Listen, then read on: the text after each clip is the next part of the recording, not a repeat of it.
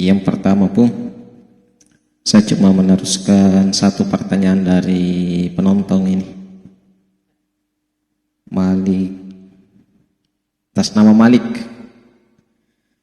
Pertanyaannya pun mengatakan kita diperintahkan untuk sholat dalam keadaan khusyuk. Pertanyaannya, apa itu khusyuk? Dan mungkin bisa ditambah pun bagaimana cara khusyuk. Kemudian selanjutnya, itu yang pertanyaan yang masuk. Selanjutnya saya kembali menambahkan masalah persoalan tadi, bahwa Allah itu di mana. Ini adalah persoalan yang lama, persoalan yang sangat lama, yang bahkan Rasulullah Shallallahu Alaihi Wasallam sendiri yang bertanya kepada perempuan itu tadi yang dibahas oleh Guru Tak, Allah itu di mana? Jawaban perempuan itu pun sangat sederhana. Allah itu di atas langit.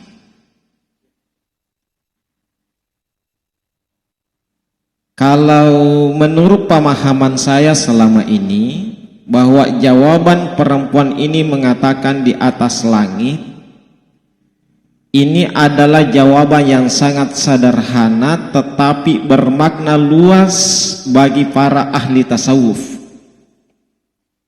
Kenapa? Karena pertanyaan di mana Allah itu ini adalah pertanyaan iman. Sampai-sampai tadi setelah membahas masalah ini, hati saya seperti bergetar. Karena ini adalah persoalan koneksi hati kita dengan Allah. Jawaban yang muncul selama ini yang beredar di masyarakat, ada yang mengatakan bahwa Allah itu di atas langit, ada yang mengatakan bahwa Allah itu bersemayam, ada yang mengatakan Allah itu ada di mana-mana. Dari jawaban-jawaban ini, kesimpulan yang saya pahami selama ini cuma satu, bahwa Allah itu Maha Kuasa atas segala-galanya. Jawaban dari wanita tadi mengatakan Allah itu di atas langit, ini adalah satu pemahaman yang mengatakan bahwa pemahaman wanita ini bahwa di atas langit dekna gaga mulai rafi'i sangadina fungala ta'ala bawang mulai rafi'i, sehingga mengatakan Allah di atas langit. Allah ada di mana-mana. Jawaban yang mengatakan Allah ada di mana-mana betul, bahwa pungala ta'ala bahwa mulai jero keadaan. Meskipun ini kebanyakan dikatakan oleh ahli-ahli bid'ah.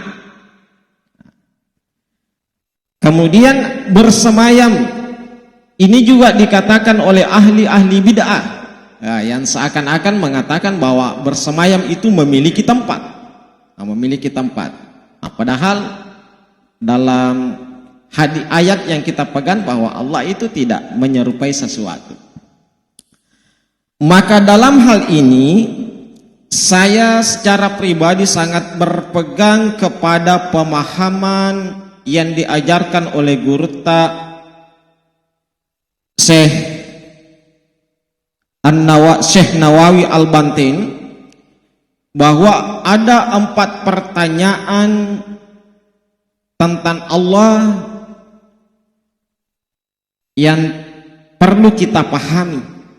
Yang pertama, aina Allah, di mana Allah?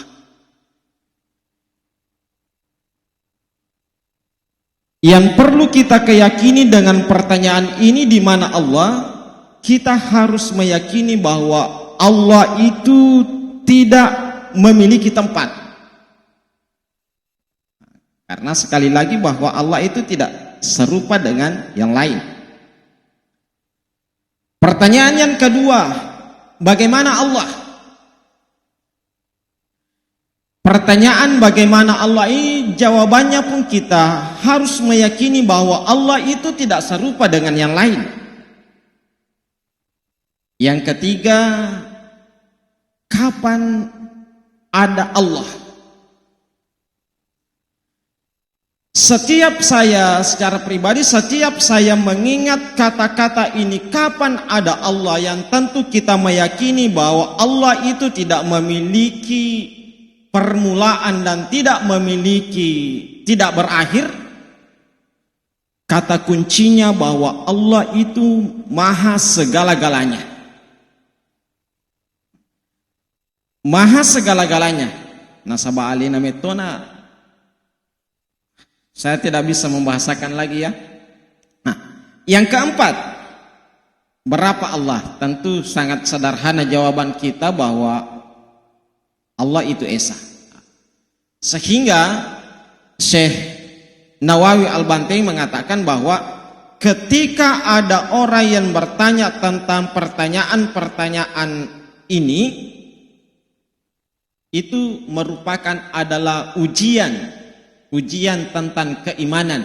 Dan jika ada orang yang tidak pernah lagi bertanya tentang 4 hal ini, berarti dia sudah memiliki keimanan yang kuat terhadap Allah Subhanahu wa ta'ala.